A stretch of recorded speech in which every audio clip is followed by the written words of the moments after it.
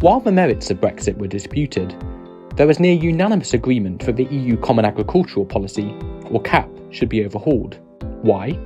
Environmentalists believed the CAP supported damaging farming practices. Farmers believed it was too bureaucratic, and economists argued that it provided poor value for money.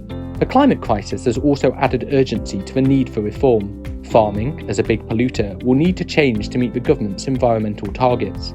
So what can the government do now it has taken back control? Agricultural policy has devolved. In England, the Westminster government has big plans for how it wants to spend its £2.4 billion annual CAP budget very differently. It is moving from a system which sees farmers paid primarily for how much land they farm, to one where payments will be based on the delivery of largely environmental public goods, like habitat restoration. These are ambitious reforms, but in setting expectations high for farmers, environmentalists and consumers, there's a risk that the government has made contradictory promises to different groups.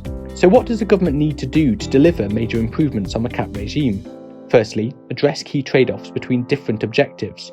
DEFRA must urgently publish more details about how the new schemes will work and resist pressure to reduce its environmental ambitions. Secondly, DEFRA needs to have the necessary government machinery in place to deliver the new regime. This means setting out what roles its arm's-length bodies will play, and showing how it will secure the level of uptake required to meet its objectives. Thirdly, to ensure long-term value for money, DEFRA need to make more progress on the new regulatory and enforcement regime that will underpin the new support schemes. And fourthly, the government needs to acknowledge and act on the incoherence between its agricultural reforms and wider policy agenda, including trade and food security. The government should produce a land use strategy that sets out how different government policies interact, and publish the much-trailed Food Strategy White Paper. Taking back control means taking back responsibility.